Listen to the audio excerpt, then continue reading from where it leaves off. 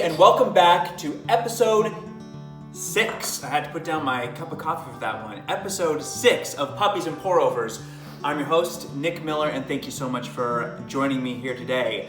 Shout out to number 6 Depot, drinking their coffee. Picked it up at Concord Market. There is coffee in there, yes.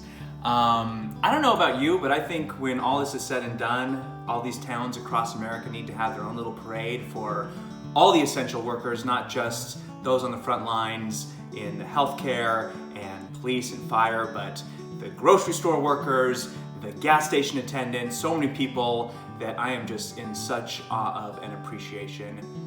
So today we're going to jump back in with our friend Dublin. If you remember from our last episode, that's episode 5 if you're just tuning in and you want to dig back into the vaults, we introduced the touch command with him, teaching him to come up, put his nose onto our hand, and releasing a treat when he did that. Today we're going to phase out the treat, and we're going to start working and continuing on that leash pressure communication. So you're going to see pressure on. I'm wanting his attention to come back to me.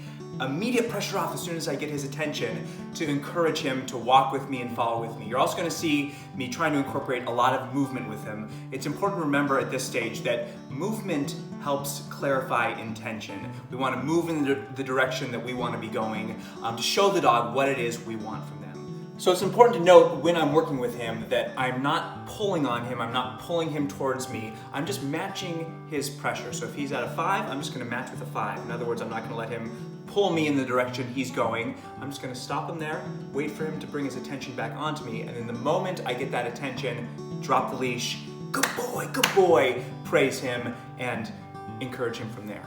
So let's check out how he did.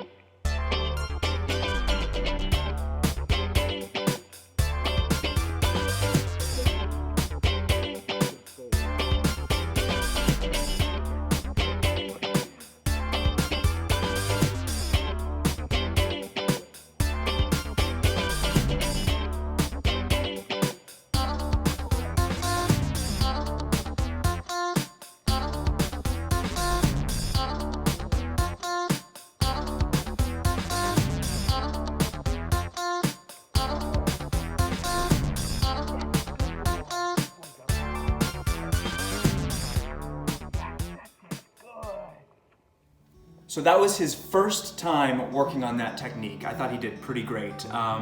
One quick note, tool-wise, I did introduce the Star Mark collar to him. So this is a dynamic training collar that is applying pressure and release. I want to use that pressure gently at the beginning to get his attention, and as soon as I get his attention, I'm releasing it completely, and that's the communication to tell him, good boy, you're doing what I want you to be doing. Come back in with that positive reinforcement. So I'm straddling the teach and train aspect right here. We're still teaching, we're still showing him, but I am starting to put that little bit of leash pressure on him to train him, show him that this is something I'm gonna want you to do the first time that I ask him to do it. Another quick note, Dublin is about an 18-week-old puppy. You gotta read your dog and know what type of dog you're working with. I wouldn't always do this with the puppy this young. I certainly wouldn't do it with a puppy much younger with it than this.